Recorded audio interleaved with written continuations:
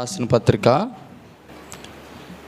ఎఫెసీయులకు రాసిన పత్రిక మొదటి అధ్యాయము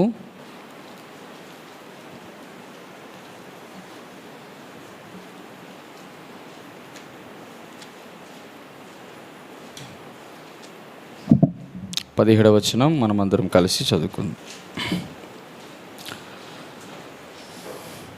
ఎఫెసీయులకు రాసిన పత్రిక మొదటి అధ్యాయం 17వ వచనం. రండి నాతో పాటు. మరియు మీ మనోనేత్రములు వెలిగింపబడినందున ఆయన మిమ్మును పిలిచిన పిలుపు వలనైన నిరీక్షణ ఎట్టిదో, పరిశుద్ధులలో ఆయన స్వాస్థ్యముకు మహిమైశ్వర్యం ఎట్టిదో, ఆయన క్రీస్తునందు వినియోగపరిచిన బలాతిశయమును బట్టి విశ్వసించు మన యందు ఆయన చూపుచున్న తన శక్తి యొక్క అపరిమితమైన మహాత్యం ఎట్టిదో మీరు తెలుసుకొనవలనని మన ప్రభువైన యేసుక్రీస్తు యొక్క దేవుడినైన మహిమ స్వరూపియగు తండ్రి తను తెలుసుకొనుట యందు మీకు జ్ఞానమును ప్రత్యక్షత కలిగిన మనసును అనుగ్రహించినట్లు నేను నా ప్రార్థన యందు మిమ్మల్ని గూర్చి విజ్ఞాపన చేయుచున్నాను. మీ మనోనేత్రములు వెలిగింపబడినందున అనేటువంటి మాటను ఆధారం చేసుకొని మనం కొన్ని వాక్య భాగాలు చాలా తరచు చూసాం. తర్వాత ఆయన మిమ్మల్ని పిలిచిన పిలుపు వలన నిరీక్షణ ఎట్టుదో అనేటువంటి అంశం దగ్గరికి వచ్చాం. పిలుపు అనేటువంటి దానిని ఆధారం చేసుకొని మనం చాలా విషయాలు ఇప్పటికే పరిగెరుకున్నాం, చాలా విషయాలు కూడా మనం తెలుసుకున్నాం. అయితే ఈ యొక్క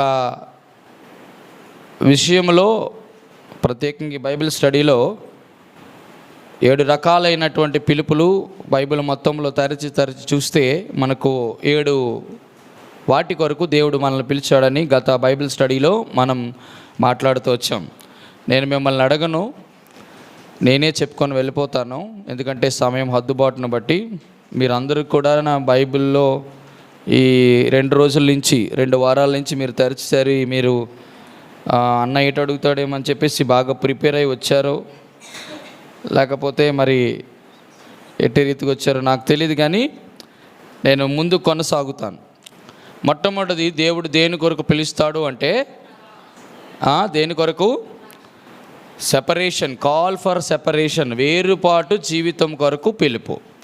రెండవది కాల్ ఫర్ సబ్మిషన్, విధేయత కొరకైన పిలుపు. మూడవది కాల్ ఫర్ శాంటిఫికేషన్, అంటే పరిశుద్ధత కొరకైన పిలుపు.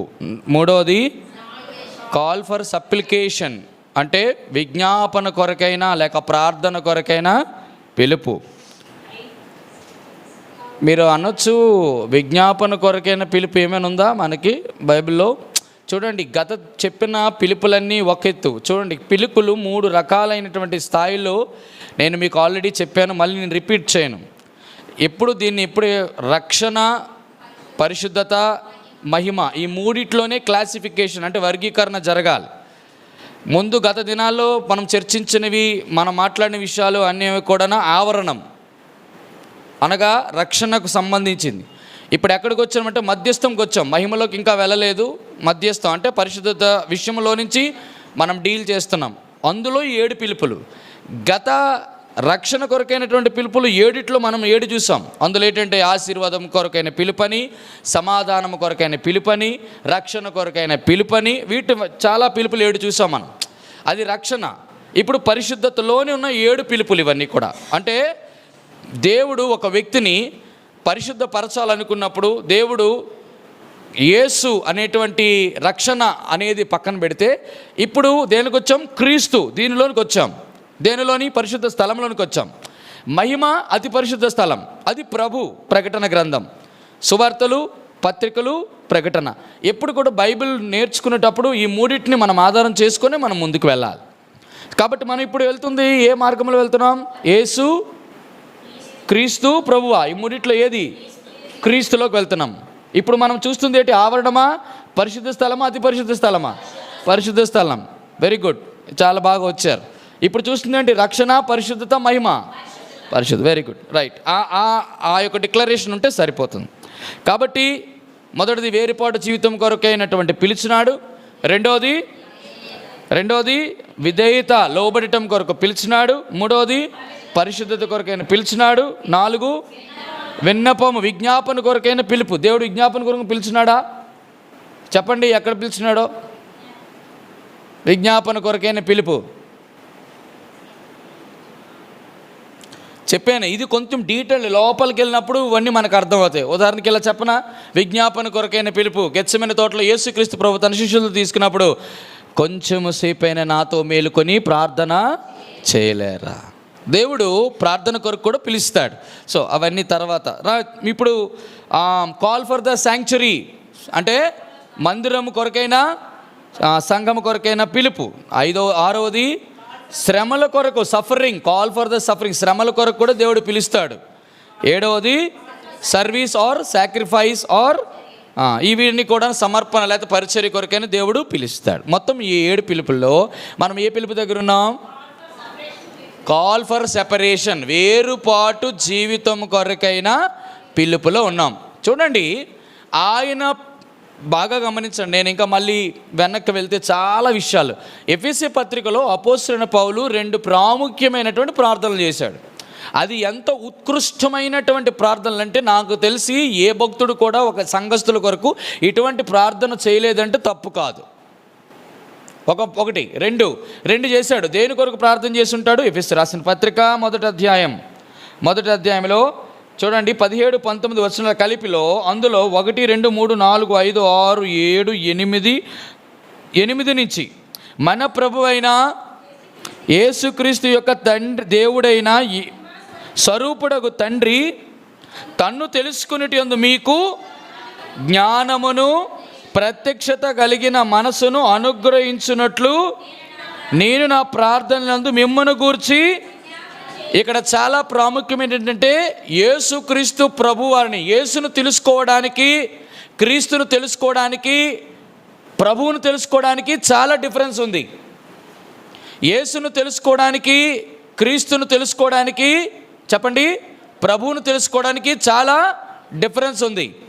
యేసును తెలుసుకోవడానికి ఏం కావాలి? క్రీస్తుని తెలుసుకోవడానికి ఏం కావాలి? ప్రభువుని తెలుసుకోవడానికి ఏం కావాలి? నేను చెప్తాను. యేసును తెలుసుకోవాలి అంటే ఆయనని వెంబడిస్తే చాలు.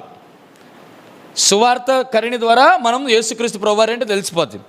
రెండోది, క్రీస్తుని తెలుసుకోవాలంటే ఏం అర్థం అవ్వాలి? వాక్యము చెప్పాలి. చెప్పండి ఇంకా నేను చెప్తాను. వాక్యము, తర్వాత వాక్యము, ఇంకా వాక్యమే. కాబట్టి రెండోది వాక్యం అని ఎందుకు అనాలంటే, ఇక్కడ చెప్పండి, ఇప్పుడు చూడండి, ఇక్కడ క్రీస్తు పత్రికలు అంటే క్రీస్తు ప్రభు వారే కనబడతారు.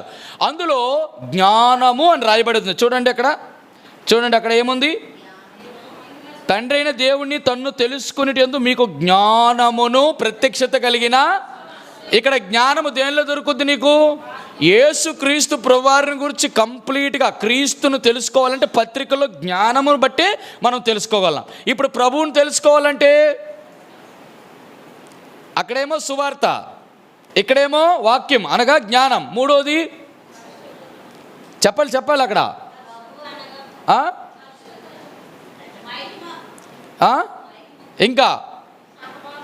ఇంకా ప్రభువుని తెలుసుకోవాలంటే అయ్యో సింపుల్.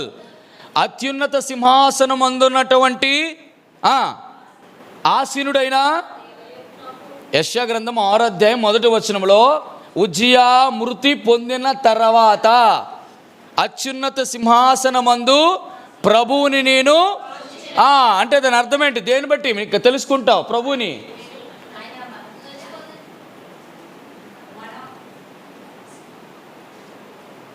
ఏం కాల. ఇప్పుడు మూడిటిని 3 మాటల్లో తేల్చి పడేస్తాను. నెంబర్ 1, సువార్త వినుట ద్వారా, జ్ఞానము గ్రహించుట ద్వారా, అత్యున్నతమైన సింహాసనమందు చూచుట ద్వారా.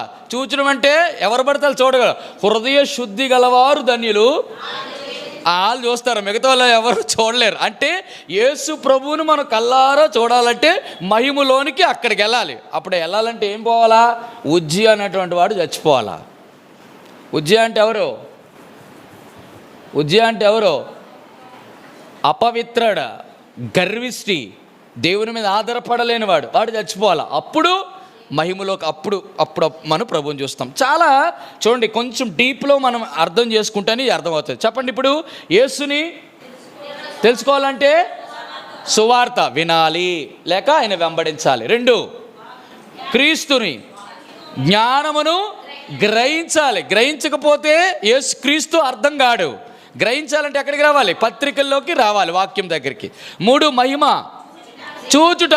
అత్యున్నత సింహాసనం చూడాలంటే దేవుని చూడాలంటే ఏం చూడాలి? హృదయ శుద్ధి కలిగిన వారు ధన్యులు, వారు దేవుణ్ణి చూస్తారు. చాలు ఇక్కడికి తలంపులు. కాబట్టి మొత్తం మనం ఎన్ని చూస్తున్నాం? ఇప్పటికి ఏం చూస్తున్నాం ఇప్పటి వరకును?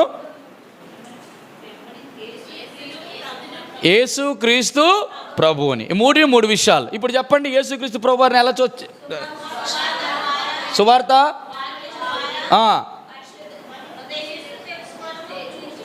అలా చెప్పకూడదు. నేను ఇవన్నీ ఎక్స్ప్లెయిన్ చేయడానికి ఒక చెప్పాను. వినుట, గ్రహించుట, చూచుట. మళ్ళీ చెప్పండి, వినుట, గ్రహించుట. మనం చూడాలంటే ముందు, గ్రహించాలంటే ముందు స్టెప్పు, ఆయనని చూడాలంటే ముందు గ్రహించాలి, గ్రహించాలంటే ముందు వినాలి. వినకుండా గ్రహించలేం, గ్రహించకుండా, అది ఇంపార్టెంట్. మనం ఇప్పుడు ఎక్కడున్నాం? గ్రహించుటలో ఇంకా ఉన్నాం. ఆయన పూర్తిగా మనం చూడాలంటే ఆ పొజిషన్కి వెళ్ళాలి. రైట్. తర్వాత ఈ మూడిట్లో కాల్ ఫర్ ద సెపరేషన్లో 3 ప్రాముఖ్యమైనటువంటి విషయాలు మీకు జ్ఞాపకం చేస్తూ వచ్చాను. సెపరేషన్ అనేటువంటి మాట మనం తీసుకోవాలంటే వినాలి. ఈ మాట వేరుపాటు జీవితం మనం ఖచ్చితంగా చూడాలంటే ఒక అబ్రహాము జీవితంలో తప్ప ఎవరి జీవితంలో అంత పర్ఫెక్ట్గా కనబడదు. కాబట్టి అబ్రహాము జీవితాన్ని నేను 3 భాగాలుగా వర్గీకరించాం. గత దినాల్లో నేను చెప్పానో చెప్పలేదో చెప్పాను. 3. మొదటిది ఏంటంటే ఆయన ఫస్ట్ ఆఫ్ ఆల్ డిపార్చర్ అంటే వేరుపాటు. 2ది డివోషన్, భక్తి జీవితం. మొదటిది వేరుపాటు జీవితం లేక ప్రత్యేక జీవితం లేక ప్రతిష్ఠిత జీవితం అబ్రాహాములో చూస్తాం. తర్వాత తన భక్తి జీవితం చూస్తాం, డివోషన్ లైఫ్. 3ది డెడికేషన్ లైఫ్ అంటే సమర్పణ జీవితం. బాగా గమనించండి, ఏ వ్యక్తి అయినా ప్రభు నిన్ను పిలిచినాడు, మనల్ని పిలిచినాడు అంటే ఈ 3 పునాదుల మీద మన జీవితాలు కట్టబడాలి. మొదటిది చెప్పాలి, ప్రతిష్ఠిత జీవితం మీద కట్టబడాలి లేక ప్రత్యేక జీవితం మీద కట్టబడాలి. 2ది భక్తి జీవితం మీద కట్టబడాలి, that is called devotion life. 3ది ఏ జీవితం మీద? సమర్పణ జీవితం, అది డెడికేషన్ లైఫ్. నేను చెప్తానండి. ఇప్పుడు గత బైబిల్ స్టడీలో మనం ఏం చూసినాం? మనం డిపార్చర్ లైఫ్లో వేరుపాటు జీవితంలో మొట్టమొదటి ప్రత్యేక జీవితాన్ని చూసాం. ప్రత్యేకంగా ఉన్న వ్యక్తి 5 రకాలైనటువంటి కౌంటర్ డిమాండ్స్ ఉండవు. ఏంటి చెప్పండి? మొదటిది అనుమానాలు, సంశయాలు, సనుగులు ఏమి ఉండవు. మొదటిది నో డిమాండ్స్ ఉన్నాయి. డిమాండ్స్ ఏమంటాం తెలుగులో? హక్కుల గురించి మాట్లాడాం. 3 డిస్కషన్స్ లైక్ డైలాగ్స్, దేవునితో చర్చలు చేయం. 4 డిలే, ఆలస్యం, అశ్రద్ధ, ఆలస్యం చేయము. డినై అంటే అశ్రద్ధ చేయము, ఆలస్యం చేయము. మరొకసారి చెప్తాం, అనుమానాలు ఉండవు, హక్కుల గురించి మాట్లాడడం, దేవునితో డిస్కషన్లు పెట్టుకోం, ఆలస్యం చెయ్యం, డినే అశ్రద్ధ చేయం. ఇప్పుడు బైబిల్లో ఈ 5 చేసిన వాళ్ళు మీకు చూపిస్తాను. నేను చెప్పనా ఇప్పుడు? నెంబర్ 1. ఎందుకంటే ముందు ఇది చూసిన తర్వాత దానిలోకి వెళ్దామా, లేకపోతే దీన్ని చూసిన తర్వాత దానిలోకి వెళ్దామా? రైట్. సరే, ఈ 5 చెప్పడానికి ముందు నేను డివోషన్ లైఫ్ గురించి కొంచెం మాట్లాడతాను. ఆ తర్వాత డెడికేషన్ లైఫ్ గురించి మాట్లాడతాం. అమ్మ, అర్థమవుతుందా? అబ్రహాము జీవితంలో 3 మీద కట్టబడ్డాడు తన జీవితం. మొదటిది ఏ జీవితం? మా పాస్టర్ అమ్మ గారు, మొదటిది ఏంటి? ప్రత్యేక జీవితం మీద కట్టబడాలి. 2 భక్తి జీవితం మీద కట్టబడాలి. తర్వాత దేవుడు నీ సమర్పణ ముందు చూడడానికి ముందు నీ భక్తి జీవిస్తాడు. నీ భక్తి చూడడానికి ముందు నీ ప్రత్యేక జీవితం చూస్తాడు. ప్రత్యేకత లేకుండా భక్తి, భక్తి లేకుండా సమర్పణ ఎక్కడా ఉండదు. కాబట్టి అటు సమర్పణకి ఇటు ప్రత్యేక జీవితానికి మధ్యన రైట్. ఎప్పుడు చూడండి, అబ్రహాముని అక్కడి నుంచి పిలిచిన తర్వాత తన భక్తి జీవితం 3 దశల్లో కనబడుతుంది. మళ్ళీ నెంబర్ 1, ఎక్కడైతే దేవుడు ప్రత్యక్షమయ్యాడో అక్కడ గుడారం కట్టే అనుభవం అబ్రహాముకు మాత్రమే ఉంది. కట్టిన తర్వాత ఎప్పుడైతే గుడారం కట్టాడో అక్కడ ఖచ్చితంగా బలిపీఠము కట్టి చేసేటటువంటి అనుభవం ఉంది. ఎక్కడైతే బలిపీఠం కడతాడో అక్కడ ప్రార్థన చేసే బలిపీఠం ఉంది. మొత్తం 3 అండి. మొదటిది గుడారపు అనుభవం, బలిపీఠపు అనుభవం, ప్రార్థన అనుభవం. ఈ 3 కలిస్తే భక్తి జీవితం. అర్థమైందో లేదో? మొదటిది గుడారము, షెల్టర్. రెండోది బలిపీఠము, సాక్రిఫైస్. మూడోది ప్రార్థన, సప్లికేషన్. Shelter, sacrifice, supplication. మీరు ఇప్పుడు చెప్తాను. ఇప్పుడు అబ్రహాము గుడారము కట్టాడు. ఎప్పుడు కట్టాడు చెప్పండి? అక్కడ ఆదికాండం 12వ అధ్యాయం. దేని గురించి మాట్లాడుతున్నాను? అబ్రహాము 3 దశలు చూస్తున్నాం. భక్తి జీవితం దేనికి మధ్యన? అటు సమర్పణ జీవితానికి, ఇటు ప్రతిష్ట లేక ప్రత్యేక జీవితానికి మధ్యలో. రండి ఇప్పుడు ఆదికాండం 12వ అధ్యాయానికి వద్దాం. చదువు నాన్న. యెహోవా అబ్రహామునకు ప్రత్యక్షమై చెప్పగా, రైట్. బలిపీఠం ఎప్పుడు కట్టినాడు? అప్పుడు వరకు అబ్రహాము జీవితంలో బలిపీఠపు అనుభవమే. అంటే దేవుడు ఎక్కడైతే ప్రత్యక్షతం అయ్యాడో అక్కడ బలిపీఠం. అంటే ఇక్కడ అర్థం ఏంటి? దాని అర్థం ఏంటి? దేవుడు ఎక్కడైతే ప్రత్యక్షం అవుతాడో ఖచ్చితంగా అక్కడ చెప్పండి గుడారం కట్టాడా? చెప్పండి. గుడారం అక్కడ ఏమైనా వేసాడా? బలిపీఠం మాత్రమే కట్టాడు. ఎందుకు గుడారం కట్టలేదు? ఎందుకు బలిపీఠం మాత్రమే కట్టాడు? అవన్నీ తర్వాత చెప్తాను. ఇప్పుడు ఒక మాట గమనించండి. ఏ దేవుడు ఎక్కడైతే ప్రత్యక్షత అవుతాడో అక్కడ అబ్రహాము జీవితంలో బలిపీఠం కట్టడానికి కారణం ఏంటంటే, బాగా గమనించండి. ఎక్కడైతే ప్రత్యక్షత, మామూలు ప్రత్యక్షం అవడం అంటే అర్థం ఏంటి? దేవాదేవుడు డైరెక్ట్గా అబ్రహాముతో మాట్లాడడం అంటే కనబడ్డమా, మాట్లాడడమా, ఎలాగా? చూడండి, అపోస్తుల కార్యములో మనకి ఆ మాట స్పష్టంగా మనకు తెలుస్తుంది. అపోస్తుల కార్యములు 7వ అధ్యాయము 2వ వచనం. అందుకు స్టెఫను చెప్పినది ఏమనగా, సహోదరులారా, తండ్రులారా వినుడి. మన పితరుడైన అబ్రహాము హారానులో కాపురం ఉండక మునుపు మెసొపొతామియాలో ఉన్నప్పుడు మహిమ గల దేవుడు అతనికి ప్రత్యక్షమై, చూడండి, మహిమ కలిగిన దేవుడు ప్రత్యక్షమై, ఎలాగా చెప్పండి? ప్రత్యక్షమై తర్వాత చదవండి. నీవు నీ దేశమును విడచి బయలుదేరి, ఇక్కడ 2 జరిగినాయి. ఏం చెప్పండి? ఏం జరిగినాయి? వాక్యమును బాగా అర్థం చేసుకోండి. దేవుడు ప్రత్యక్షమయ్యాడు. ఎలా ప్రత్యక్షమయ్యాడు? మహిమ కలిగిన అంటే అర్థం ఏంటి? ఆయన ప్రత్యక్షతలో ఏమి కనపరుచుకున్నాడు? మహిమను. మొదటిది. నెంబర్ 2 ఆ మహిమను కనపరిచినటువంటి ఆ దేవుడు ఇప్పుడు అబ్రహాముతో ఏం చేస్తున్నాడు? మాట్లాడుతున్నాడా, మాట్లాడలేదా? అంటే దాని అర్థం ఏంటంటే గ్లోరీ. నెంబర్ 1 మహిమ, రెండోది వాక్యం. అంటే దాని అర్థం ఏంటంటే దేవుడు ఒక వ్యక్తి ప్రత్యక్షం అవ్వడం అంటే అర్థం ఏంటంటే తన వాక్యము ద్వారా తన్ను తాను మహిమ పరుచుకుంటాడు అని అర్థం. అర్థమైందో లేదో?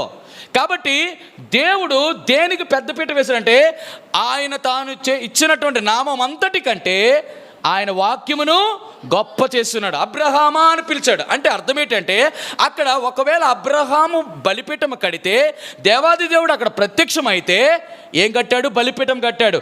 బలిపీఠం కట్టడం ప్రత్యక్షమైన తర్వాత అన్నాడు, ఏమన్నాడు? అక్కడ ఏమన్నాడు? 12వ అధ్యాయంలో, ఆదికాండం 12వ అధ్యాయంలో 7వ వచనంలో, ఆ అబ్రహాముకు ప్రత్యక్షమై నీ సంతానమునకు ఈ దేశం ఇచ్చిదనని చెప్పగా అతడు తనకు ప్రత్యక్షమని యెహోవాకు ఒక బలిపీఠమును ఈ దేశం ఇచ్చదనని. దీనికి ఒక పేరు పెడదాం. This is called altar of promise. అంటే నిబంధన బలిపీఠం. దేవాదేవుడు మొట్టమొదటిగా అబ్రహాముకు ప్రత్యక్షమైనప్పుడు మాట్లాడిన మొట్టమొదటి మాట, ఈ దేశమును నీకు ఇచ్చేదను. ఈరోజు మన జీవితాల్లో దేవుడు ఎప్పుడైనా మన బ్రతుకు వేరుపాటు జీవితం అనగా లోకము నుంచి వేరుపాటు చేసిన తర్వాత లోకములోనేటువంటి విషయాలన్నింటిని విడిచిపెట్టి బయటకు వచ్చిన తర్వాత దేవాదేవుడు నీకు నాకు ఇచ్చినటువంటి మొట్టమొదటి మాట ఏంటో తెలుసా? నేను ఈ దేశంలో నీకు ఆశీర్వదిస్తానంటే అర్థం ఏంటంటే దేవుడు ఆశీర్వాదం మనకు వారసులుగా చేస్తాడని అర్థం. అయితే ఏంటి? ఈ దేశంలో నీకు ఇచ్చేదను. ఏ దేశం అది? చెప్పండి, ఏ దేశము? కనాను దేశం. అంటే అక్కడ అబ్రహాము భౌతికంగా పిలబడ్డాడు, భౌతికమైన వాటిని విడిచిపెట్టుకుని వచ్చాడు. మహిమగల తండ్రి ప్రత్యక్షమైనప్పుడు దానికి తగ్గట్టుగా ప్రత్యక్షత కలిగిన బలిపీఠం కడితే అక్కడ అబ్రహామును బట్టి మనం అర్థం చేసుకోవాల్సింది, ప్రభువా నువ్వు మహిమను నాకు కనపరిచి నీ వాక్యం ద్వారా నాతో మాట్లాడితే నేను దీవించబడిన కారణం చేత బలిపీఠం కట్టాడు. ఇప్పుడు దేవుడు మనల్ని పిలిచాడు. అయితే ఏమి విడిచిపెట్టాం? లోకమును విడిచాడు, భౌతికమైన వాటినా? కాదు. దేవుడు నీ ఆస్తిపాస్తులని నీ యొక్క కలిగిన వాటిని అన్నిటిని విడిచిపెట్టి రమ్మని ఆయన అడగట్లా. ఏం విడిచిపెట్టమని అడుగుతున్నాడు? ఏం విడిచిపెట్టమని అడుగుతున్నాడు? నేను ఆల్రెడీ గత దినాల్లో చెప్పాను చాలా విషయాలు. నీ తండ్రి ఇంటిని, నీ బంధువులను, నీ స్వజనమును, ఈ మూడింటి గురించి 3 విషయాలు చెప్పాను. ఎంతమంది గుర్తుంది? మూడు విషయాల కొరకు సూచనగా ఉన్నాయి. వాటిని విడిచిపెట్టి రమ్మన్నాడు. ఏ వ్యక్తులైతే ఈ 3ని విడిచిపెట్టి వస్తాడో అప్పుడు ఆత్మ సంబంధమైన ఆశీర్వాదం ఇస్తాడు. అక్కడ భౌతికమైన దేశం కనానిస్తే మనకు ఆత్మ సంబంధమైన కనాన్ని పరలోక రాజ్యం ఇస్తున్నాడు. కాబట్టి ఈరోజు మన జీవితాల్లో అక్కడేమో భౌతికంగా నిబంధన బలిపీఠము భౌతికంగా కడితే మనం ఆత్మ సంబంధమైనటువంటి నిబంధన బలిపీఠం మనం కట్టాలి. బలిపీఠం ఎక్కడ కట్టాలి? ఎక్కడ కట్టాలి? భూమి మీద బలిపీఠం కట్టాలి. ఏ భూమిది? ఏ భూమి? హృదయం అనేటువంటి భూమి మీద బలిపీఠం కట్టాలి. కాబట్టి ఇక్కడ ఏ బలిపీఠం కట్టాం మనం? నిబంధన. ఇప్పుడు చెప్పండి, మన జీవితాల్లో నిబంధన బలిపీఠము కట్టైన బలిపీఠాలు ఇంకా ఉన్నాయా? ఇరిగిపోయాయా? దేవుడు నీకు నాకు ప్రమాణం చేస్తున్నటువంటి ప్రమాణం నీకు నాకు గుర్తుంటే, దేవునితో నిబంధన చేసుకుంటే ఖచ్చితంగా ఆ నిబంధన బలిపీఠం నీ నా హృదయాల్లో ఉండునుగాక. రెండవది 12 దగ్గరికి వస్తాం. రెండవది బలిపీఠం. రెండవది చూడండి, దేని గురించి మాట్లాడుతున్నాను ఇప్పుడు? భక్తి జీవితంలో దేని గురించి మాట్లాడుతున్నాం? బలిపీఠం గురించి మాట్లాడుతున్నాం. తర్వాత గుడారం, తర్వాత ప్రార్థన. ఇప్పుడు రెండో బలిపీఠం ఎప్పుడు కట్టినాడు చూడండి. 12వ అధ్యాయం 9వ వచనం. చేయిచు 8వ వచనం. అక్కడ నుండి బయలుదేరి బేతేలుకు తూర్పున కొండకు చేరి పడమటున్న బేతేలు తూర్పున హాయినికి మధ్య గుడారం వేసి అక్కడ యెహోవాకు బలిపీఠం కట్టి యెహోవా నామమును. మొదటిది, ఎప్పుడైతే దేవాది దేవుడు నీకు వాగ్దానం చేశాడో ఆ వాగ్దానం నెరవేర్చబడాలి అంటే ఏం చేయాలా? వాగ్దానం ఇచ్చాడు ప్రభా థ్యాంక్ యూ అని చెప్పడం కాదు. ఏంటి? బలిపీఠము, ప్రార్థన ఉండాలి. ప్రార్థన లేకపోతే మళ్ళీ బలిపీఠం ఏమవుతుంది? ఏ బలిపీఠం కట్టాడు? నిబంధన బలిపీఠం కట్టాడు. ఆ నిబంధన బలిపీఠం, దేవా నువ్వు ఇచ్చిన నిబంధన బట్టి, నువ్వు ఇచ్చిన వాగ్దానం బట్టి, ప్రభా నువ్వు చేసిన ప్రమాణం బట్టి స్తోత్రాలు కృతజ్ఞత స్తోత్రాలు చెప్పడం కాదు.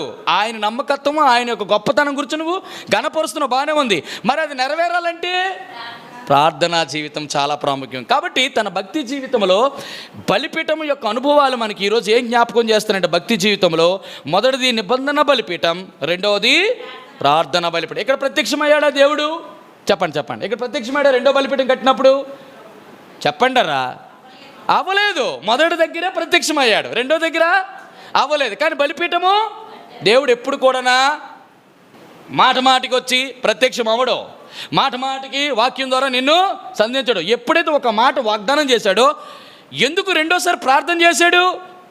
ఎందుకు ప్రార్థన చేశాడు? తన జీవితంలో ఆ వాగ్దానం ఖచ్చితంగా నెరవేర్చబడాలి ప్రభా. ఈరోజు నా జీవితాల్లో ప్రియమైన వారలారా, జనవరి 1వ తారీఖున మనం తీసుకున్నటువంటి ప్రత్యేకమైన వాగ్దానాల విషయంలో దేవుడు నీ జీవితంలో ఖచ్చితంగా అది నెరవేర్చాలంటే మన హృదయమైన బలిపీఠము దగ్గరికి వచ్చి ప్రార్థన పూర్వకంగా ఆ వాగ్దానం కొరకు మనం చేయులుంచి ప్రార్థన చేస్తే దేవుడు ఖచ్చితంగా ఆ వాగ్దానాన్ని నెరవేరుస్తాడు. ఇది అబ్రహాము నుంచి మనం నేర్చుకోవాల్సింది.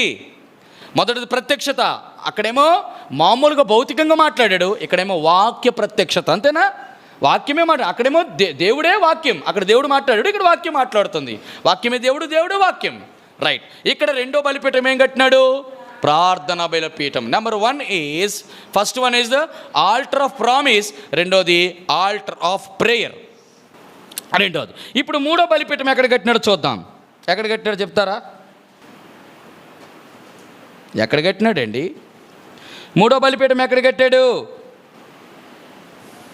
చూడండి, 13వ అధ్యాయము 4వ వచనం.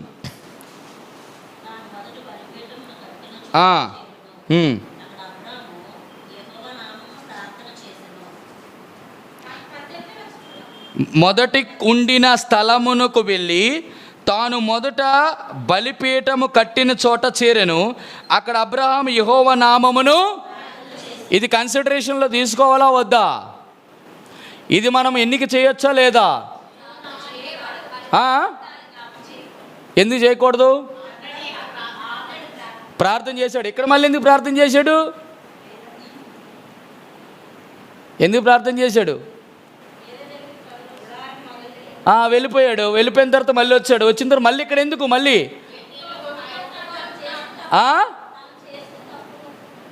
ఏంటి అది? దాన్ని ఏమంటాం?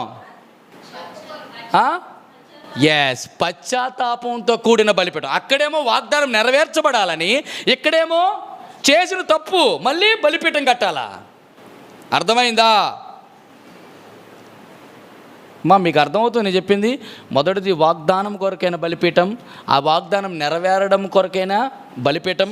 వాగ్దానం ప్రార్థన చేసాడు, బాగానే ఉంది. చేసిన ప్రార్థన పక్కనెట్టాడు, పోయాడు, అక్కడ అనుభవించాడు, మళ్ళీ తిరిగి బుద్ధి వచ్చి వెనక్కి వచ్చాడు. మళ్ళీ బలిపీఠం కట్టాడు. ఎక్కడ పడితే అక్కడ కాదు, మళ్ళీ మొదట ఎక్కడైతే కట్టాడో అక్కడికే రావాలి మళ్ళీ. అంటే ఎక్కడైతే బలిపీఠం పడిపోయిందో, ఎక్కడైతే పాడైపోయిందో, ఎక్కడైతే పగిలిపోయిందో, తిరిగి మళ్ళీ అక్కడికే దేవుడు తీసుకొని వస్తాడు. అక్కడ మళ్ళీ బలిపీఠం. అబ్రహామా, నీ బలిపీఠం ఎలా ఉందో తెలుసా? పడిపోయింది, కూలిపోయింది, నశించిపోయింది, నష్టపోయింది. కాబట్టి తిరిగి బలిపీఠం కట్టాలి. మళ్ళీ ఎక్కడైతే ప్రార్థన చేశాడో మళ్ళీ అదే చేశాడు. అప్పుడు దేనికి మళ్ళీ? ప్రభా, నీ వాగ్దానాల కొరకు నేను వెయిట్ చేయలేదు ప్రభా, కొంతసేపు ప్రార్థన చేసి వదిలేశాను ప్రభా, ఇప్పుడు పడిపోయింది ప్రభా, తిరిగి మళ్ళీ నేను పశ్చాత్తాపడి ఒప్పుకొని మళ్ళీ కడతానని మళ్ళీ అబ్రహాము చేసుకున్నాడు. ఇది మూడవ బలిపీఠం.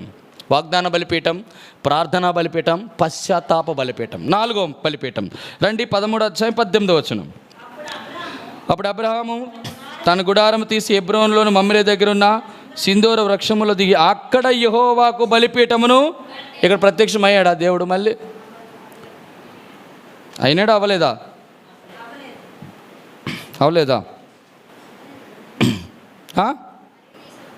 14వ వచనం చదవండి, 13, 14.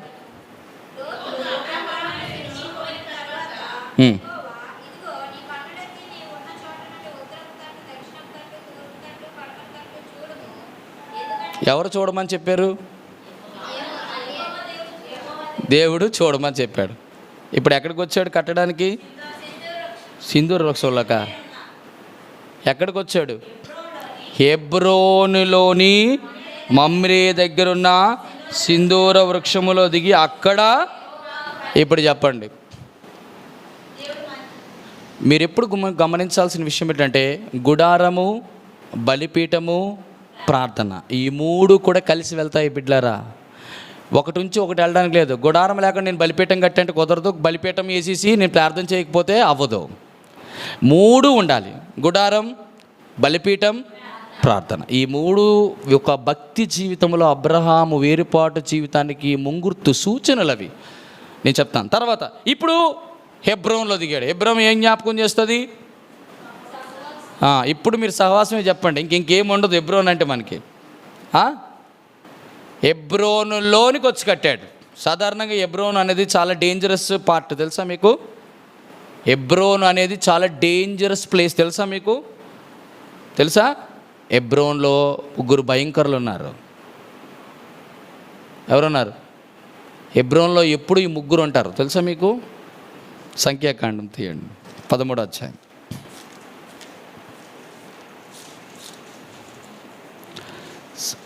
సంఖ్యాకాండం 13వ అధ్యాయం 21వ వచనం.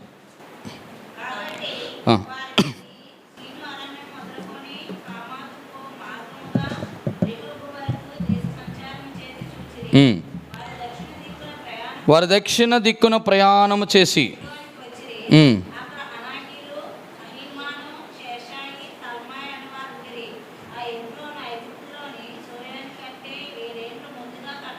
చాలు. ఎవరున్నారు? దక్షిణ దిక్కున ప్రయాణం చేశారు, హెబ్రోనుకు వచ్చారట. ఎవరు వచ్చారో తెలుసా మీకు? ఎవరు వచ్చారు? వారు దక్షిణ దిక్కున ప్రయాణం చేసి హెబ్రోనుకు వచ్చారు. 13వ అధ్యాయం 1వ వచనంలో 2వ వచనంలో అంటాడు, నేను ఇశ్రాయేలుకి ఇచ్చుచున్న కనాను దేశమునకు సంచరించి చూచుటకు నువ్వు మనుషులు పంపము. వారి పితరుల గోత్రంలో ఒక్కొక్క దాని నుండి ఒక్కొక్క మనుషుని మీరు పంపవలను. వారిలో ప్రతివాడు ప్రధానుడై ఉండాలి. అంటే 12 మంది గోత్రాల్లో 12 మందిని పంపిస్తే అందరూ వెళ్ళి హెబ్రోన్ చెక్ చేయడానికి వెళ్ళారు. హెబ్రోనులోనికి అడుగు ఎట్టగానే 3 కనబడ్డారు. ఎవరాలో? నెంబర్ 1 అనాకీలు, అహీమాను, శేషయి, తలమయి అను వారుండిరి. అనాకీయులు అంటే ఎవరు? రండి, యెహోషువ గ్రంథం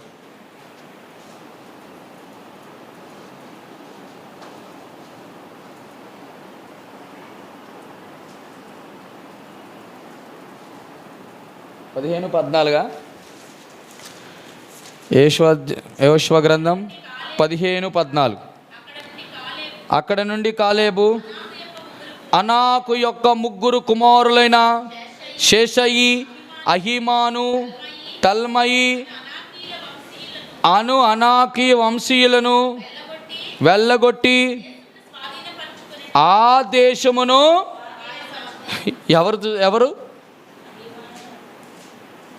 ఎవరండి? అక్కడ నుండి కాలేబు అనాకు యొక్క 3 కుమారులైన శేషయి, అహీమాయు, తల్మయు అను అనాకీ వంశస్థులను వెళ్ళగొట్టి వారి దేశమును, అంటే హెబ్రోనులో గుడారం వేసి బలిపీఠం కట్టి ప్రార్థన చెయ్యాలి అంటే హెబ్రోన్ని ముందు వశం పరుచుకోవాలి. వశం పరుచుకోవాలంటే హెబ్రోన్లో ఆల్రెడీ తిష్ట వేసిన వాళ్ళు ఎవరున్నారు? అనాకీ వంశస్థులైన 3 ఉన్నారు. ఎవరు వాళ్ళు? శేషయి, అహీమాను, తల్మయి. ఎవరి అనాకీయులు? ఈ అనాకీయుల గురించి మనము చూడండి, ఒక మాట చూపిస్తాను. 14వ అధ్యాయం యెహోషువ గ్రంథం 15వ వచనం. పూర్వం హెబ్రోను పేరు కిర్యతర్బా. అర్బా అనాకీయులలో గొప్పవాడు. అప్పుడు దేశము యుద్ధము లేకుండా నెమ్మది. అంటే హెబ్రోనులో ఏముంటుంది అంటే పీస్ ఉంటుంది, అంటే సమాధానం ఉంటుంది. సహవాసం ఉన్న దగ్గర, దేవుడు ఉన్న దగ్గర సమాధానం ఉంటుంది, శాంతి ఉంటుంది, విశ్రాంతి ఉంటుంది. కానీ హెబ్రోన్లో ఎవరు ఉండాలి? దేవుడు ఉండాలి. దానికి బదులు ఎవరున్నారు ఇప్పుడు? అనాకీ వంశస్థులు ఉన్నారు. ఈ అనాకీలు 3. ఎవరు ఆ 3? ఎవరు ఆ 3 అంటే ఎవరు? ఎవరికి సాదృశ్యం? శరీరాశ ఉంది, చెప్పండి, నేత్రాశ ఉంది. ఈ 3 తండ్రి వలన పుట్టినవి కావు. హెబ్రోన్లో 3 ఉంటారు. ఎవరుంటారు చెప్పండి? హెబ్రోన్లో ఎప్పుడూ 3 ఉంటారు. చెప్పండి. హెబ్రోన్లో ఖచ్చితంగా 3 ఉండాలి. మొదటిది దేవుడు, రెండోది 2 వాక్యం, 3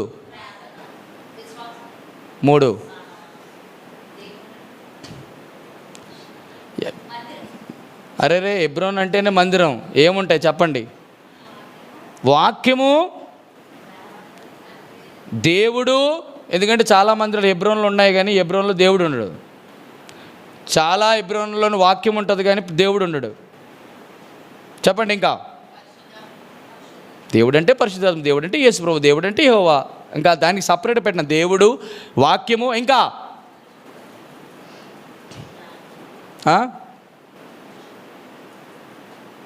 ఇంకొకటి ఉండాలి ఖచ్చితంగా.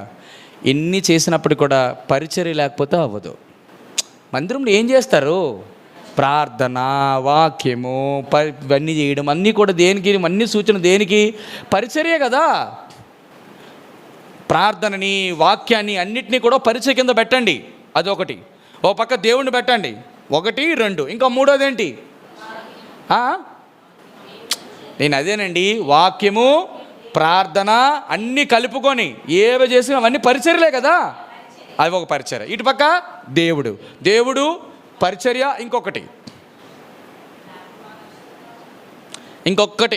ఇంకొకటి ఉండాలి మందిరంలో. ఏంటది?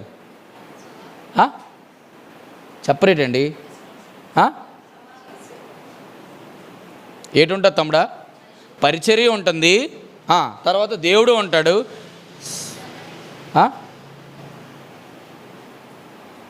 చెప్పండి. మీకు ఎన్నిసార్లు చెప్పాను, పరిచర్య ఉండి, ప్రభు ఉండి, మూడోది మాత్రం ప్రత్యేకంగా ఉండాలి. అది కాదు. ఇంకా పరిశుద్ధత ఉండాలి. అది కరెక్ట్. యెహోవా ఎన్నటెన్నటికీ పరిశుద్ధతయే నీ మందిరమునకు. నీకు పరిశుద్ధత లేకుండా నువ్వు ఎన్ని పరిచర్యలు చేసిన ఉపయోగం లేదు. కాబట్టి పరిచర్యలు, ప్రభువు, తర్వాత ప్రభువు, పరిశుద్ధత, పరిచర్యలు. మీరు చూడండి, పరిశుద్ధత లేకుండా మీరు ఏది చేయలేం. మనం అనుకుంటాం ఏదో చేస్తామని, కానీ ఏది చేయలేం. కాబట్టి ప్రియమైన వర్లారా, ఆ 3 గమనించండి. అదేవిధంగా హెబ్రోన్లో షేషయి, తల్మయి, అహీమాన్, ఈ 3 కూడా మందిరములో శరీరాశ పనిచేస్తుంది, నేత్రాత పనిచేస్తుంది, జీవపడము పనిచేస్తుంది. ఈ 3 కూడా ఉండకూడదు. ఈ 3టిని తొలగించి హెబ్రోన్లో. కాబట్టి ఈ 3 ఎప్పుడైతే ఉండవో అప్పుడు సహవాసం అనేది కరెక్ట్గా సెట్ అవుతుంది. కాబట్టి దీనికి ఏం పేరు పెడదాం? బలిపీఠానికి ఆల్టర్ ఆఫ్ పీస్. హెబ్రోన్లో ఏముంది? సమాధానం ఉంది. కాబట్టి మొదటిది నిబంధన బలిపీఠం, 2వది ప్రార్థనా బలిపీఠం, 3 పశ్చాత్తాప బలిపీఠం, 4వది సమాధాన బలిపీఠం. ఎన్ని వచ్చినాయి? ఆఖరిది, చివరిది, అబ్రహాం జీవితంలో 5వ బలిపీఠం కట్టాడు. ఎక్కడ కట్టాడు చెప్పండి? ఎక్కడ కట్టాడు? మనం దేవుని వాక్యంతో ఎక్కువ సహవాసం చేస్తే అబ్రహాం ఎక్కడ ఏవి కట్టాడో తెలుస్తుంది మనకి. ఎక్కడ కట్టాడు నాన్న? ఆదికాండం 22వ అధ్యాయంలో కట్టాడు. తీయండి.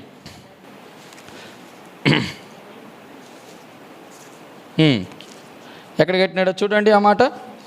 22వ అధ్యాయము చదువు నాన్న.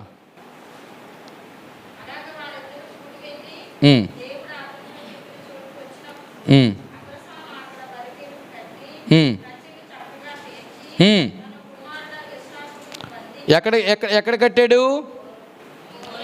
మోరియా పర్వతం మీద. అక్కడ దేవుడు ఎక్కడైతే చూపించాడో అక్కడ కట్టాడు. అవునా కాదా? అవన్నీ కట్టిన తర్వాత మొట్టమొదట ఎక్కడైతే దేవుడు ప్రమాణం చేశాడో, ఎక్కడ ప్రమాణం చేశాడు? ఆదికాండం 12వ అధ్యాయంలో ఏమని ప్రమాణం చేశాడు? నీ దేశమును ఏమిచ్చినాడు? చూడండి, ఆదికాండం 12వ అధ్యాయంలోకి వెళ్తాం. మళ్ళీ ఆదికాండం 12వ అధ్యాయంలోకి వెళ్తాం. 2వ వచనం. నిన్ను గొప్ప జనముగా చేసి నిన్ను ఆశీర్వదించి నీ నామమును గొప్ప చేయుదును. నీవు ఆశీర్వాదముగా నుందువు, నిన్ను ఆశీర్వదించు వారిని ఆశీర్వదించదును. God provided both. Number 1 people as well as place. దేశాన్ని ఇస్తాడన్నాడు, కనాన దేశాన్ని. పీపుల్ అనగా వారి నుంచి వచ్చే సంతానాన్ని కూడా ఆశీర్వదిస్తానన్నాడు. కాబట్టి ఈ 2 కూడా అబ్రహాం జీవితంలో కైవసం చేసుకున్నాడు. ఇక్కడ ఏంటి అయింది? లాస్ట్ అండ్ ఫైనల్గా 22వ అధ్యాయంలో అబ్రహాంకి దేవుడు ఇచ్చినటువంటి గొప్ప శ్రేష్టమైనటువంటి బలిపీఠం అక్కడ కట్టిన తర్వాత తన కుమారుడినే ఏం చేశాడు? బలి ఇవ్వడానికి అర్పించాడు. అబ్రహామా వద్దు, దానికి బదులుగా కొమ్ములు తిరిగిన పొట్టేలు పొదలో చిక్కు ఉంది, దాన్ని తీసుకెళ్ళి బలి ఇవ్వమని అన్నాడు. ఇక్కడ మనకేం అర్థమవుతుంది చెప్పండి? ఇసాకు బదులుగా ప్రభు అయిన యేసుక్రీస్తు వారిని ఉంచినాడు. ఇదేం జ్ఞాపకం? ఆల్టర్ ఆఫ్ ప్రొవిజన్, లేకపోతే ప్రొవైడింగ్ అంటే అర్థం ఏంటంటే సమకూర్చేటువంటి దేవుడు. అంటే ఏంటంటే మనకు అన్ని విషయాల్లో దేవుడు సమకూరుస్తాడు. ఇది సమకూర్పు బలిపీఠం. మొత్తం 5 ఇచ్చినాడండి. మొట్టమొదటి చెప్పండి, వేరుపాటు జీవితంలోని తన భక్తి జీవితంలో అబ్రహాము నుంచి మనం నేర్చుకున్నటువంటి 5 బలిపీఠాలు. మొదటిది నిబంధన బలిపీఠం, ప్రార్థనా బలిపీఠం, పశ్చాత్తాప బలిపీఠం, సమాధాన బలిపీఠం, సమకూర్పు బలిపీఠం. ఈ 5 మన జీవితాల్లో ఉన్నాయా లేవా చూడండి. ఇప్పుడు వెనక నుంచి వద్దాం. దేవుడు మనకు అన్ని సమకూర్చుతున్నాడా లేదా? సమకూర్చున్నాడా లేదా? సమకూర్చడం అంటే ఏంటి? డబ్బులా, ఆస్తిపాస్తులా? ఏం సమకూర్చున్నాడు? దేవుడు మనకేం సమకూర్చున్నాడు? మంచి సేవకులను సమకూర్చున్నాడు, మందిరాలను సమకూర్చాడు, వాక్యమును సమకూర్చాడు, ప్రార్థనా పనులు సమకూర్చాడు, మనకు అవసరతలు తీర్చేటటువంటి అంటే ప్రతి దానిలో కూడా దేవుడు సమకూరుస్తూ వచ్చాడు. అందుకే is the God of provider. ఆయన సమకూర్చేటటువంటి దేవుడు. రెండోది వెనక నుంచి రండి. ఇప్పుడు చెప్పండి, సమాధానం ఏమైనా ఇచ్చినాడో ఉన్నాయా లేవు మన హృదయాల్లో? మన హృదయాల్లో సమాధానం ఉందా లేదా? అంత నవ్వుతారు ఏంటండి? నీ జీవితంలో సమాధానం లేదా? మన జీవితంలో ఎప్పుడు సమాధానం ఉండదు చెప్పండి? మన జీవితంలో సమాధానం ఎప్పుడు ఉండదు? మన జీవితంలో సమాధానం ఎప్పుడు ఉండదు? ఎన్నిసార్లు చెప్పుంటానండి నాకు తెలిసి. హృదయంలో సమాధానం ఉండాలంటే మొట్టమొదటిది ఉండాల్సిన కండిషన్ ఏంటి?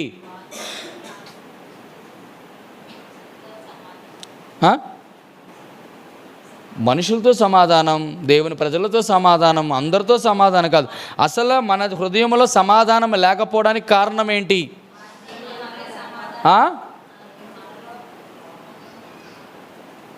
మన జీవితంలో ఎప్పుడైనా సమాధానం లేదు అంటే ఒక్కటే కారణం ఏంటి? ఒక్కటే బాగా గుర్తుంచుకోండి. సమాధానం లేకపోవడం అంటే పాపము ఇవన్నీ సెకండరీ. ఫస్ట్ ఆఫ్ ఆల్ ఏంటంటే దేవుని వాక్యానికి లోబడేటటువంటి వ్యవహారం లేకపోవడం వల్లే. మీరు గమనించండి, మీరు ఎట్టి తిప్పి చూడండి, నీ హృదయంలో సమాధానం లేదు అంటే దేవుని వాక్యం. ఉదాహరణకి నన్ను ఎవరో బ్రదర్ ఒక మాట అన్నారు అనుకోండి, ఉదాహరణకి నన్ను ఏం తప్పు చేయకుండా నన్ను బ్రదర్ అంత మాట్లాడతారా? నేను తేల్చేస్తాను, పేల్చేస్తాను, లేపేస్తాను, నరికేస్తాను, కోసేస్తాను అన్నీ చేయకూడదు కదా. నువ్వు దేవుని వాక్యానికి లోబడిన వాడు అంటే పోన్లే తమ్ముడు నా గురించి ఏదో బ్యాడ్గా అనుకున్నాడు, తప్పుగా అనుకున్నాడు, పోను నన్ను తిట్టాడు, పోను నన్ను చెరిచాడు, ఏదో ఒక రోజు తమ్ముడు తెలుసుకుంటాడు. దేవుని వాక్యమునకు లోబడ్డం అంటే అది. దేవుడి వాక్యం నీ మీద నింద మోపినవాడు, నీ మీద తప్పుగా మాట్లాడినవాడు, నీ వ్యాజ్యమును ప్రభువుకి అప్పగించాలి. అంతేగాని తిరగబడ్డాం అనుకో, అప్పుడేమవుతుంది? మన హృదయంలో సమాధానం కోల్పోతాం, తనతో సమాధానం కూడా ఉండదు. కాబట్టి మన వాక్యానికి లోబడితే సమాధానం ఆటోమేటిక్గా వస్తుందండి. సమాధానం అంటే వాక్యానికి లోబడితే చాలు నీకు సమాధానం వచ్చుద్ది అంతే. ఫస్ట్ ఆఫ్ ఆల్ వాక్యానికి లోబడితే రెండో చెప్పాం కదా, పరిశుద్ధత వస్తుంది. ఎందుకంటే ఎవరిని మనసు నీ మీద ఆనుకున్న వాడిని పూర్ణ శాంతిగా ఉంటే సమాధానం ఉండదండి. మనమేమో ప్రభు మీద అనుకోకుండా ఇంకోళ్ళ మీద అనుకున్నాం అనుకోండి. చెల్లి మొన్న ఒక మాట చెప్పింది, అన్నయ్య మాకు ఎన్ని సమస్యలు వచ్చినా కూడా దేవుడికి ప్రార్థన రాత్రి చేస్తాం, తెల్లవారు దేవుడు ఏదో రకంగా చూడండి. అది ఏదో ఒక దగ్గరికి కట్టాలనుకోండి, ఆ అమౌంట్ రాలేదనుకోండి, ఎంత బాధ, ఎంత భయం, ఎంత అయ్యో నేను అనుకున్నాను అవ్వలేదే, ఆ సమాధానం ఉండదు. రేపు వచ్చి ఎవరేం మాట అంటారేమో, నేను చేయకపోతే ఏమనుకుంటారేమో అనేటువంటి భీతి. ఎవరిని మనసు ఆయన మీద అనుకుంటుందో సమాధానం. కాబట్టి మన వాక్యానికి లోబడితే హృదయాల్లో సమాధానం ఉంటుంది. ప్రతి దానికి నేను చెప్తాను బిడ్డలారా, మన గురించి ఎవరు తప్పుగా అనుకున్నా కూడా మనం తగ్గిపోతూ ఉంటే దేవుడు మన హృదయంలో సమాధానం ఎవరు ఎన్ని చేసినా కూడా వీడు కనీసం ఒక మాట అంటే ఏంటి, అసలు మన పక్కింటినే రేపుతాడు మన మీదకి, అయినప్పుడు కూడా వదిలే. అరే అస్సలు ఏ చిన్న ఛాన్స్ కూడా వదలడు వాడు, సాతానుగాడు. మీకు విషయం చెప్తాను, అబ్రహాము లాంటి వాడికి అసమాధానం గురి చేయడం కొరకు తన సొంత తమ్ముడు కొడుకైనా అన్న కొడుకైనా లోతునే రేపుతాడా లేపడా? మనం ఎంత అండి, కానీ అబ్రహాం ఏం చేశాడు? లోతు మనము బంధువులమి, మన మధ్య కలహము అదేంటి నిజంగా వేరుపాటు జీవితం. ప్రభు అబ్రహాముని దేవుడు అంతగా దీవించి ఆశీర్వదించిన కారణం ఎక్కడంటే తన నోటిని తన పెదవులని అన్నిటినీ కాచుకున్నాడు. లోతు నీ కాపర్లకి నా కాపర్లకి మధ్య అటువంటి తగద వచ్చింది, అసలు నువ్వేంట్రా, దేవుడు నిన్ను పిలిచినాడా? నన్ను పిలిచాడు, నన్ను పిలిస్తే ఎగేసుకొని నా వెనకతలు వచ్చేసావు, నేను రమ్మని చెప్పానా? అసలు నువ్వు ఎవరు రావడానికి, అసలు నీదేటి అదేటి ఎన్నో చెప్తాం. కానీ దేవాది దేవుడు లోతు మనం బంధువులం, మన మధ్య కలహము ఉండకూడదు మొదటిది అన్నాడా. రెండోది ఏమన్నాడు తెలుసా? ఒకవేళ మనము ఇద్దరము కలిసి నివసించాలనే విస్తారమైన పశువులు సంపద అనుకుంటే, లోతు నువ్వు అది ఎంచుకుంటే ఎంచుకో, నేను ఇటు వెళ్ళిపోతాను. నువ్వు తూర్పు ఎంచుకున్నావు అనుకో, నేను పడమటికి వెళ్ళిపోతాను. నువ్వు ఉత్తరం ఎంచుకున్నావు, నేను దక్షిణకి వెళ్ళిపోతాను. హౌ అండి అసలు ఈ దేవుడు అంతగా ఇష్టపడ్డానికి అబ్రాహానికి కారణం అదే భార్య భర్తల మధ్య ఇద్దరి మధ్య కలహం ఎందుకు వస్తుంది తెలుసా? ఆయన వాయిస్ రేస్ చేస్తే మనం తగ్గిపోతే ఆటోమేటిక్ సెట్ అయిపోతుంది. నువ్వెంత నేనెంత అనుకున్నాం అనుకో, ఆటోమేటిక్ సమాధానం పోతుంది, మన జీవితంలో పోతుంది, అంతే. అది ఎన్నిసార్లు మన వాక్యం దగ్గరికి వచ్చినా ఈ సమాధానం మన హృదయంలోని సాతాను కూడా దొంగిలించిన కారణం మన ఇంటిలో ఉన్న వాళ్ళే రేపుతాడు అంతే, మన పక్కింటి ఉన్న వాళ్ళే రేపుతాడు అంతే. ఎక్కడికి వెళ్ళిపోడు మళ్ళీ.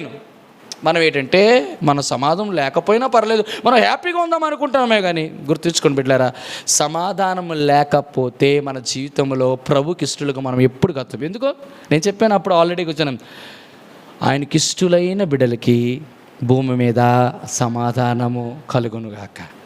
నీ జీవితంలో ప్రభుకి ఇష్టంగా ఉంటే దేవుడు హృదయంలో సమాధానం ఇస్తాడు. మన హృదయంలో సమాధానం లేదు అంటే ఖచ్చితంగా మనం దేవునికి ఇష్టలుగా బ్రతకట్లేదని అర్థం. ఇది రెండు. ఏం చెప్పినా అన్నీ సమకూరుస్తాడు, సమాధానం ఇస్తాడు. మూడోది ఏంటి? వెనక నుంచి పశ్చాత్తాపం ఎందుకు వచ్చాము తెలుసా? అబ్రాహాముకి పశ్చాత్తాపడానికి వాగ్దానానికి మధ్యన గ్యాప్ జరిగింది. అక్కడ ప్రార్థన చేసిన వెంటనే కొంచెము కరువు. ఎప్పుడైనా పశ్చాత్తాపం ఎప్పుడు వచ్చిందంటే చూడండి, మోయాబు దానికి వెళ్ళిపోయింది, బెత్లెహేము విడిచి నయోమి. కానీ కొంచెమైన పశ్చాత్తాపం ఉందా? అన్ని బలిపెట్టలు టపటపటపట కొట్టుకుని వెళ్ళిపోయింది అంతే నయోమి. పశ్చాత్తాపం లేకపోతే ప్రాయశ్చిత్తం నువ్వు అనుభవించాలి. అర్థమవుతుందా మీకు?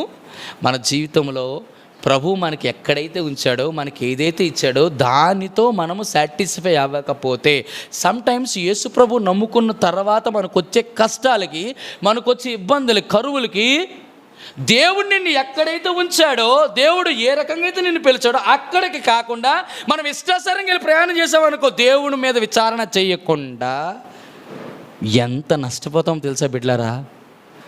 నయోమి తన భర్తను కోల్పోవడం మామూలు విషయం కాదు. కిల్యోను మహులోను ఇద్దరు బాబులు పిల్లల్ని కూడా కోల్పోవడం మహా నష్టమా కాదా చెప్పండి? ఎంత నష్టము అనుభవించింది. కేవలం భోజనానికి నువ్వు ఆశపడి ఎక్కడికి వెళ్ళిపోతే, బెత్లెహేమును విడిచి మోయాబుకి వెళ్ళిపోతే, ఒక్క చిక్కుడు కాయ కూర కోసం నీ జ్యేష్ఠత్వాన్ని అమ్ముకుంటే ఎంత దారుణం ఇది. దేవుడు నేను రక్షించలేడా, పోషించలేడా? కొన్ని ఇబ్బందులు ఇష్టానుసారం నేను చెప్పనా, ప్రభు ఎప్పుడు జ్ఞాపకం చేస్తాను, ఎప్పుడైనా దేవుని యొక్క గొప్పతనం నీకు ఎప్పుడు కనబడుతుందో అప్పటి వరకు దేవుడు రియాక్ట్ అవ్వడు. చెప్పనా ఎప్పటి వరకు తెలుసా? సముద్రములో మునిగిపోతావు, పాదాలు ములుగుతాయి, నడుము మునిగిపోతుంది, నీ మొండమంతా మునిగిపోతుంది, తల మునిగిపోతుంది, చెయ్యి ఆఖరిది ఫస్ట్ యొక్క అరచేతి మాత్రం ఉంచుతాడు దేవుడు. అక్కడ వరకు కూడా దేవుడు పరీక్షిస్తాడు.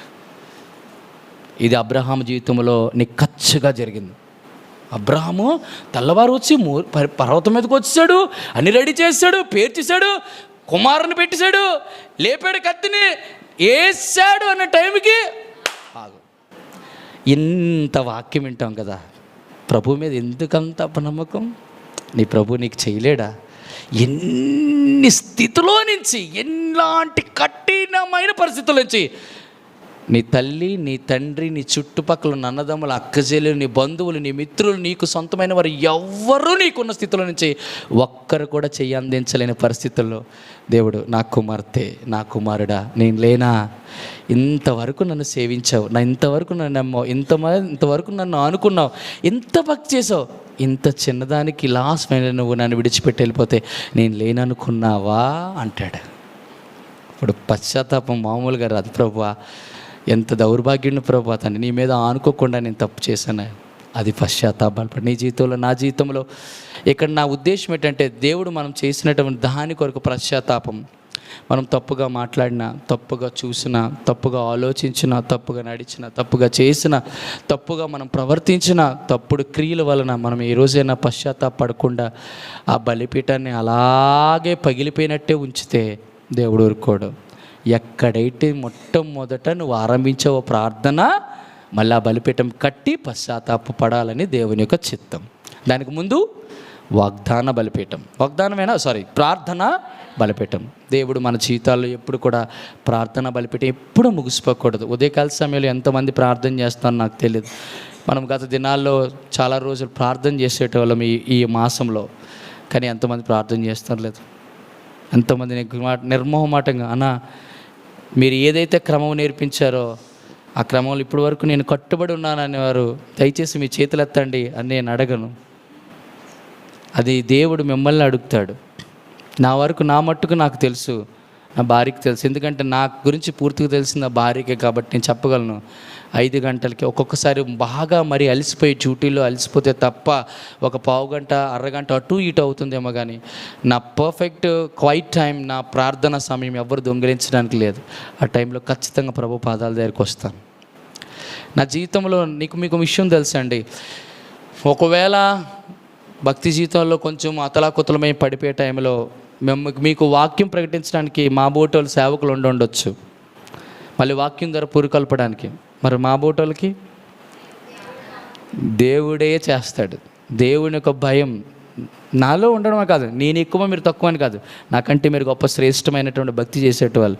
కానీ అలాంటప్పుడు ప్రార్థనకి ఎందుకు కేటాయించలేకపోతున్నాం? మన జీవితంలో ఎప్పుడైనా ప్రభు కొరకు ప్రార్థన చేసే సమయాన్ని మాత్రం ఎవరికి కేటాయి. ఈ ప్రపంచంలో నేను చెప్పగలను, గొప్ప సేవ చేసి పరిచయం చేసి వాక్యం బోధించినోడు గొప్పోడు కాదండి. ఎవరైతే కనబడకుండా మొకాల మీద ప్రార్థన చేస్తారో వాళ్ళని. 100 మందికి వాక్యం చెప్పి నువ్వు నిత్య జీవానికి నడిపించినటువంటి వ్యక్తి పాస్టర్ గారు ఎంతో చెప్పండి. 100 మందిని వాక్యం ద్వారా చెప్పండి, వాక్యం చెప్పి ప్రభు దగ్గరికి నడిపించిన వాడు ఎంతో.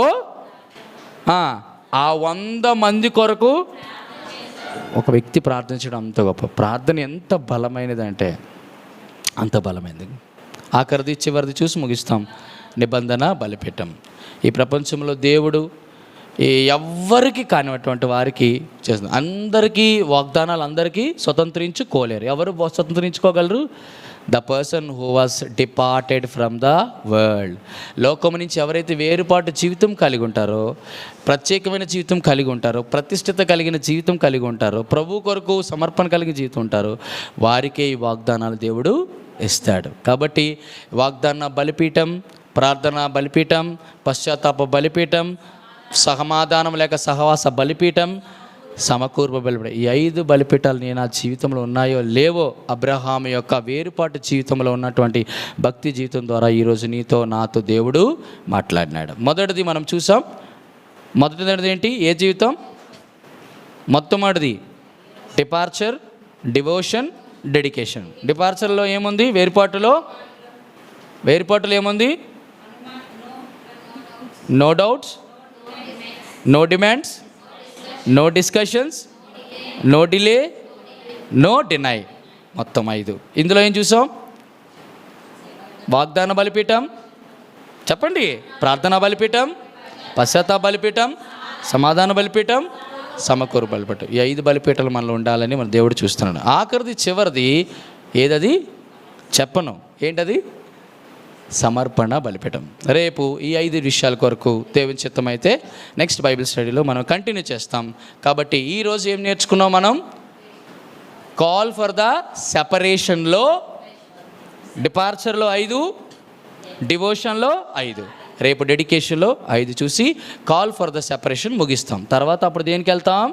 కాల్ ఫర్ ద సబ్మిషన్, విధేయత కొరకైన పిలుపుని చూస్తాం. దేవుడి వర్తమానం దీవించి ఆశీర్వదించును గాక. Amen, amen, amen.